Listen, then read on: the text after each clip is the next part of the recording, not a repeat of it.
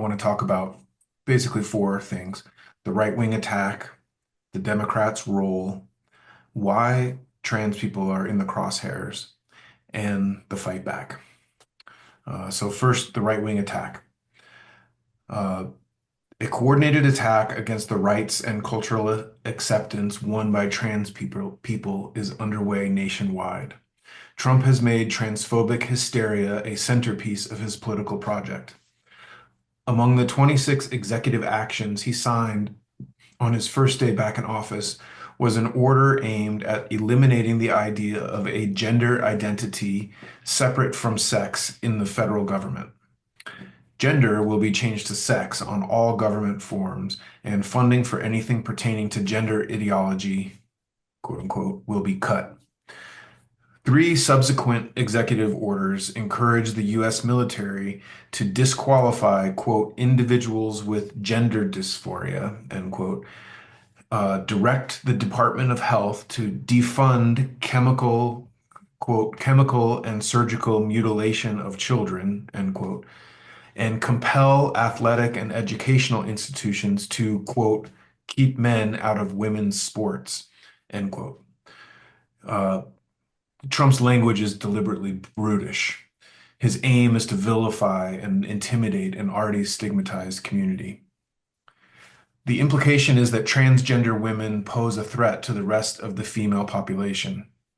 The order, the order on gender-affirming care singles out, quote, impressionable children as especially vulnerable to, quote, radical and false gender ideology.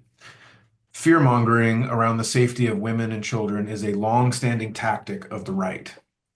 Jim Crow era panics about race mixing, uh, quote, race mixing, sorry, end quote, have morphed into modern narratives that link migrant communities to child trafficking and violent crime.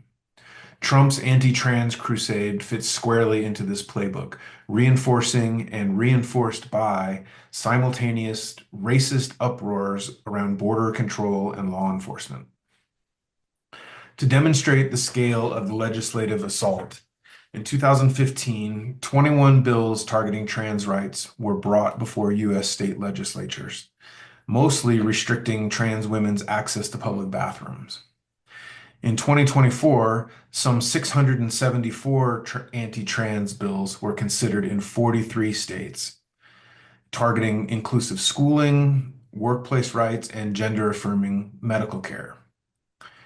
Preventing federal funds from being used for gender-affirming healthcare is doing what the Hyde Amendment did for abortion, to make such care inaccessible for most.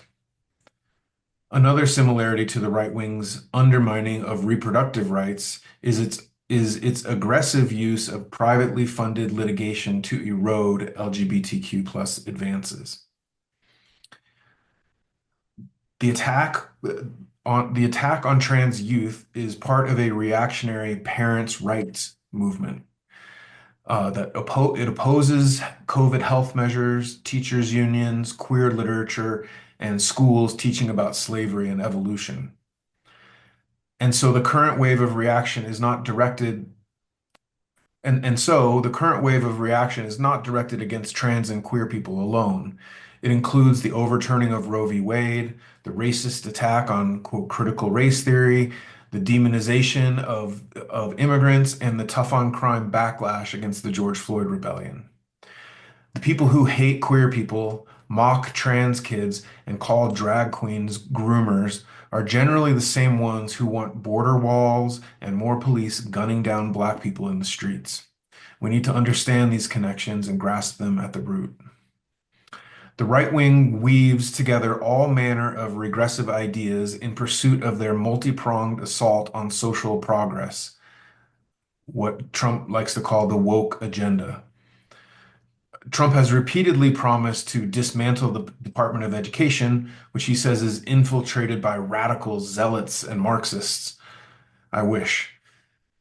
He has directed federal agencies to cease spending on any social programs that, quote, advance Marxist equity, um, transgenderism, and Green New Deal social engineering. In the process, he is making good on his campaign promise to, quote, take historic action to defeat the toxic poison of gender ideology and reaffirm that God created two genders, male and female. So now let's turn to the Democrats, or or both. Both the Republicans and Democrats use trans people as pawns in their electoral games. Republicans want to appeal to their bigoted religious voter base, and for fear of appearing too radical, Democrats have shied away from proposing legislation to protect trans children. This follows another well-known pattern, or trans people in general. This follows another well-known pattern. Democrats stalled on and actively worked against marriage equality too.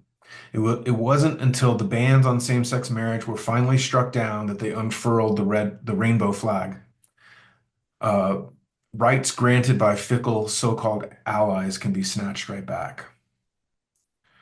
A month before his term ended, Biden signed a National Defense Authorization Act that included a provision barring the military's healthcare programs from providing gender-affirming care to transgender youth.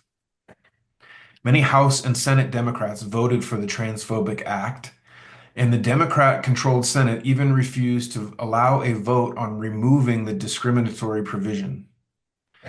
Biden also removed a proposed rule that extended Title IX protections to transgender student athletes. In both cases, the lame duck president advanced Trump's transphobic agenda and signaled that the Democratic Party would not fight it.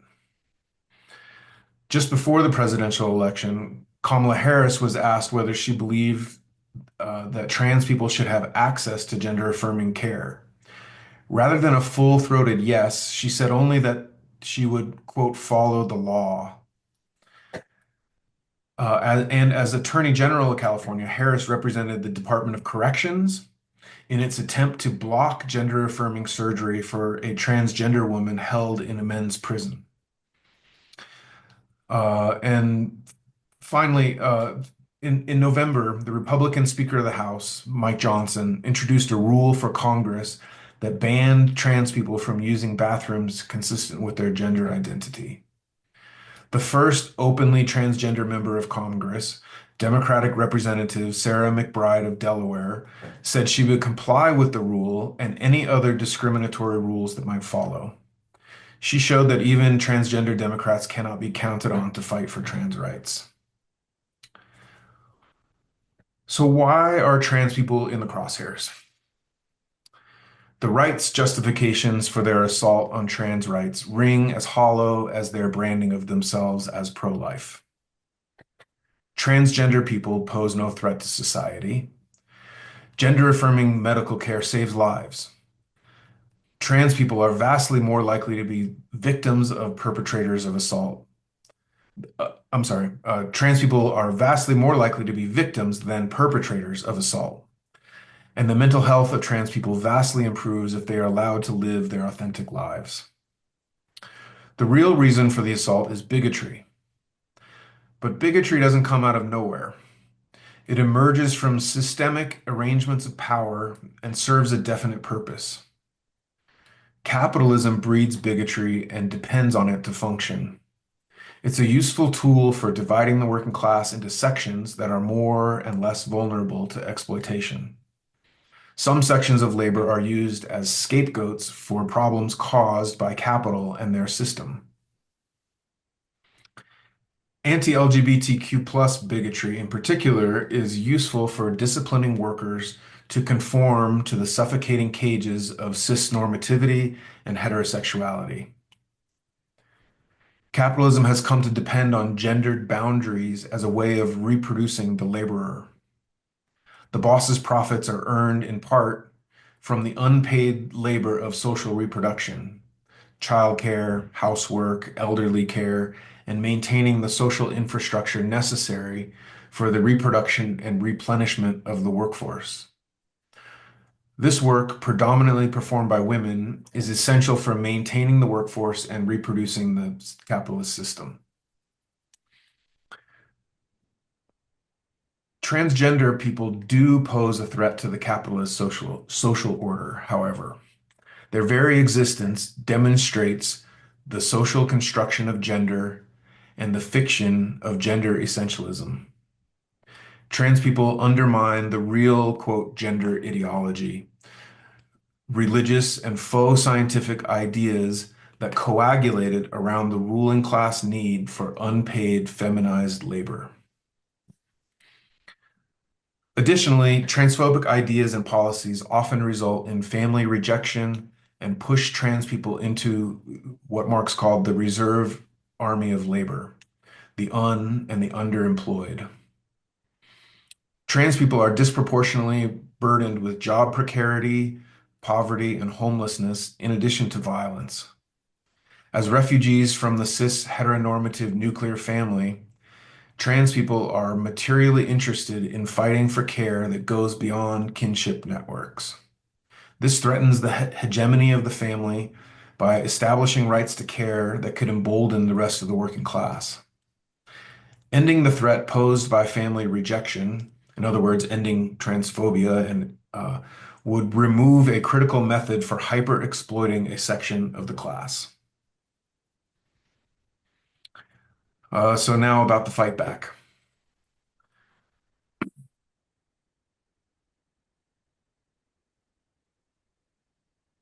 The decline of the social movements of the 1960s and the ensuing rise of neoliberalism gave way to a more conservative and assimilationist queer politics that abandoned trans feminine people and took root in nonprofit boardrooms rather than in the streets. Marriage equality was prioritized at the expense of other movement demands. So the role of revolutionary socialists is to oppose the state and the right, to push desires for liberal reforms into revolutionary desires for trans liberation beyond the bourgeois state, and to encourage an independent fighting left. Victories result from struggle.